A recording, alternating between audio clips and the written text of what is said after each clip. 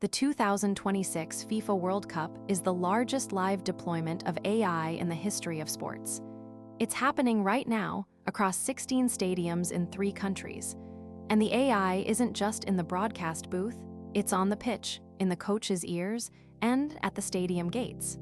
Here's what's actually different. There are 4 layers where AI has fundamentally changed how this tournament works. The officiating system, the coaching analytics platform, the broadcast and fan experience, and the security infrastructure. Every single one is a significant departure from Qatar 2022. None of it is optional. FIFA built it into the tournament infrastructure. Start with the match ball. The 2026 match ball has an inertial measurement unit sensor embedded at its center.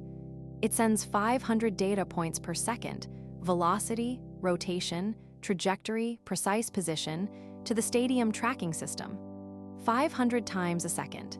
That data feeds directly into the offside detection system in real time. Each stadium has 15 dedicated tracking cameras positioned around the pitch. They capture every player's position, limb by limb, at high frequency. That data is combined with the ball sensor. The result is a complete, continuously updated model of every player and the ball at any moment in the match. 500 data points per second from a single match ball. Velocity, rotation, trajectory, position, all live, all feeding the offside system before a flag is even raised. This isn't camera footage being analyzed after the fact. The ball itself is a sensor, transmitting constantly throughout the match. Semi-automated offside technology was introduced at Qatar 2022. For 2026, FIFA upgraded it significantly.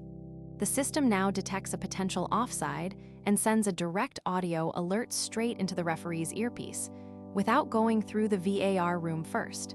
The decision is faster. The human in the loop is still the referee on the pitch. The threshold changed.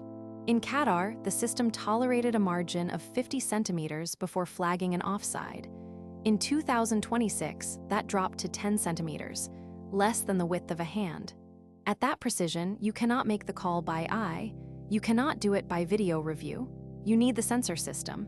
That's why the AI is there. Every one of the tournament's 1,248 players was body scanned before the competition. A 1-second full body scan that captures precise body dimensions. Those scans generate 3-dimensional avatars that can be rendered in real time. When an offside call is reviewed, the broadcast shows a 3D reconstruction of exactly where every relevant body part was at the moment of the kick. 1,248 players, every single one scanned before the tournament.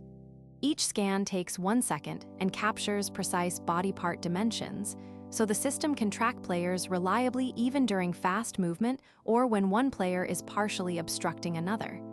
The data doesn't guess, it measures. For the first time at a FIFA World Cup, the footage displayed on the referee's review monitor is shown live on the stadium's giant screens simultaneously.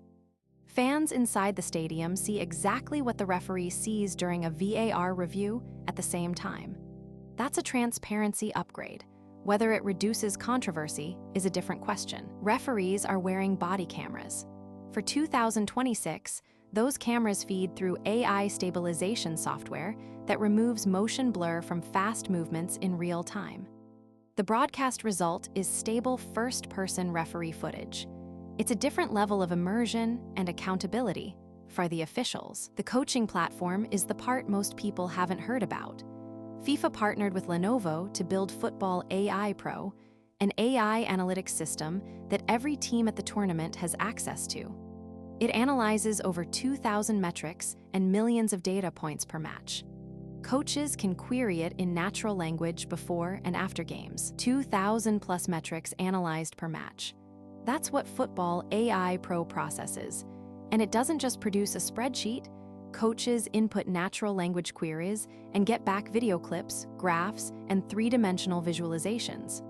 Complex tactical data translated into something a coaching staff can act on in hours, not days. Here's what natural language coaching queries actually means in practice.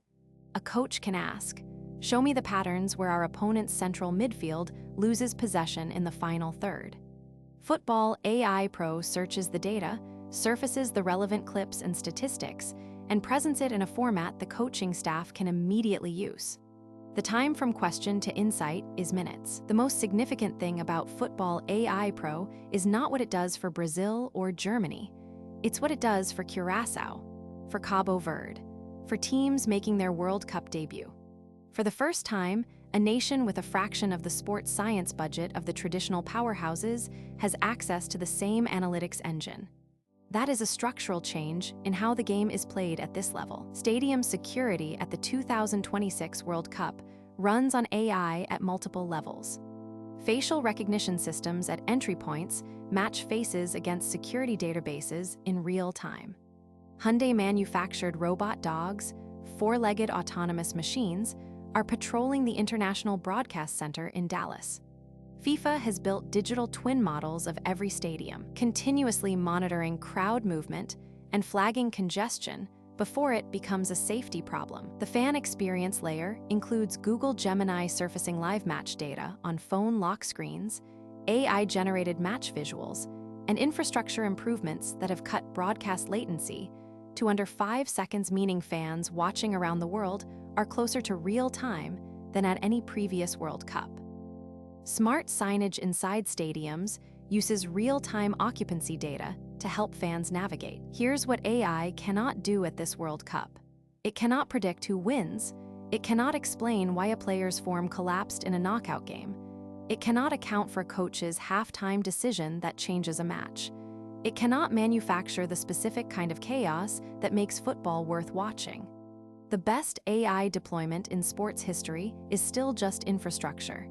The game remains human. Estimates put the cumulative global audience for the 2026 tournament at around 5 billion viewers across all matches, the largest live broadcast in history. And every single one of those viewers is now seeing AI-assisted officiating, AI-generated graphics, AI-stabilized referee footage, and AI-driven broadcast infrastructure. Whether they know it or not, the 10-centimeter threshold has generated its own controversy. At 5 centimeters of daylight between a shoulder and a defensive line, the system flags an offside. Technically correct, visually invisible to everyone in the stadium, including the players. The argument isn't whether the technology is accurate, it clearly is. The argument is whether a rule designed for humans to officiate should be enforced at machine precision. Where does this go after 2026? Fully automated offside, no human in the loop, the flag goes up automatically, is the logical next step. FIFA has moved gradually. Semi-automated means the AI alerts the human confirms. Full automation means the AI makes the call. That decision involves football law, not just technology. FIFA hasn't made it yet. The officiating upgrade creates a new kind of problem. Faster, more accurate calls are a net positive.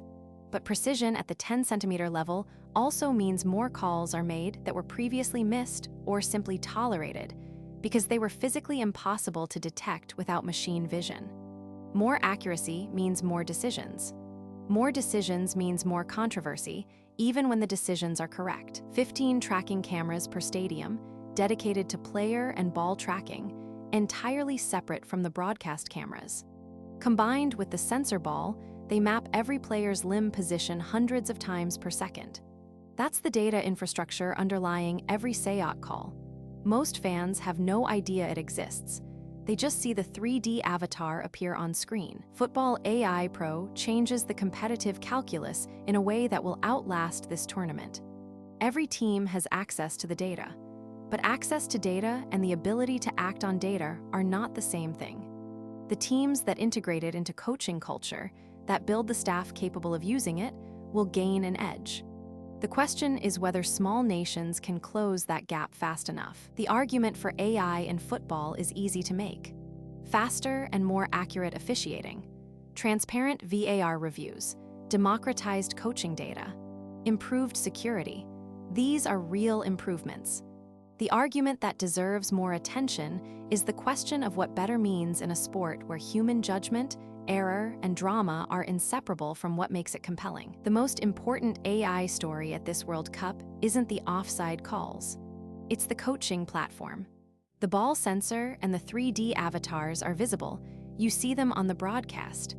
Football AI Pro runs invisibly in the coaching booth, and its impact will show up in who competes at the next tournament, not in the highlights from this one. The honest take: this World Cup is the moment where AI went from being a sports technology experiment to being structural tournament infrastructure. You cannot run this competition without it now, because the officiating system requires it and the coaching ecosystem expects it.